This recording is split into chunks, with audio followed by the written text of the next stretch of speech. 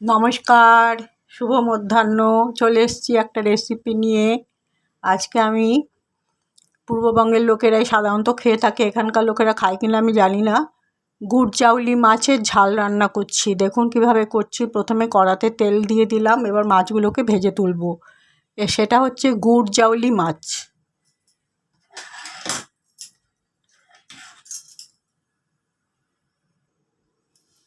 গুড় চাউলি মাছগুলো এরকম দেখতে হয়। নুন হলুদ মাখিয়ে রেখে দিয়েছিলাম, এখন ভাজবো।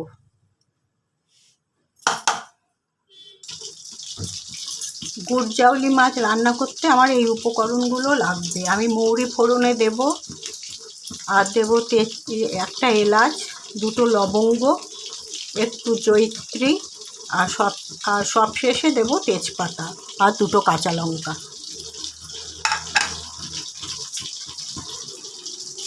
এই বাটিটার মধ্যে আমি নুন, হলুদ, জিরের গুঁড়ো, কাশ্মীরি রেড চিলি পাউডার, ধনের গুঁড়ো আর ঝাল লঙ্কার গুঁড়ো একসাথে জলে ভিজিয়ে রেখেছি।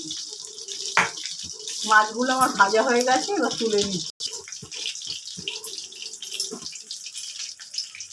প্রথমে মৌরিটা আমি ফোড়নে দিয়ে দিলাম।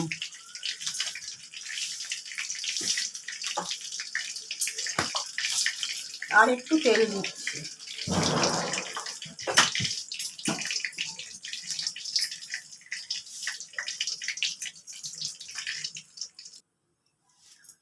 মৌরিটা লাল হয়ে গেছে, এবার আমি দিয়ে দিচ্ছি একখানা এলাচ, দুখানা লবঙ্গ আর এইটুকু জয়িত্রী।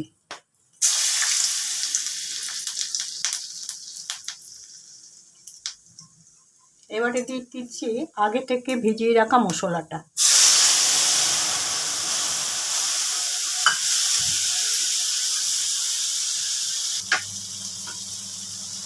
মশলাটা আমার কষানো হয়ে গেছে, তেল ছাড়ছে, এবার ঝোলটা দিয়ে দিলাম।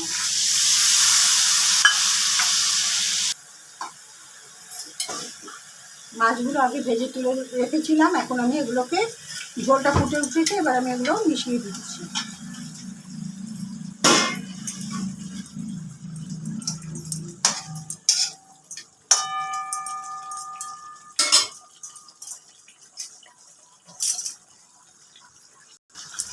দিয়ে দিচ্ছি একটা কাঁচা লঙ্কা। গুড় চাউলি মাছের রান্নাটা আমার কমপ্লিট হয়ে গেছে। আমি এখন গ্যাস নিভিয়ে দিচ্ছি। এটাকে স্ট্যান্ডিং টাইমে একটু রাখবো, তারপরে ফিরে আসছি।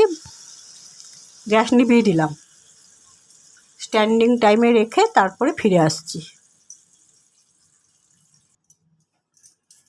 রান্নাটাকে স্ট্যান্ডিং টাইমে রেখে আমি এখন পাত্রর মধ্যে ঢেলে নিয়েছি। দেখুন এরকম হয়েছে গুড় চাউলি বা গুড় জালি। এটা পূর্ববঙ্গের লোকেরা খুব খেয়ে থাকে। পাওয়া গেলে, আজকাল খুব একটা পাওয়া যায় না, মাঝে মধ্যে পাওয়া যায়। আমি সেদিন বাজারে গিয়ে পেয়ে গেলাম, তাই নিয়ে এসেছি। যাই হোক, রান্নাটা আমি তো দেখিয়েই দিলাম, রেসিপিটা খুব ভালো খেতে হয় মাছটা। আমি আমার ভিডিওটা যেখানেই শেষ করলাম। দেখা হবে পরবর্তী একটা ব্লগে বা ভিডিওতে। সবাই ভালো থাকবেন। নমস্কার।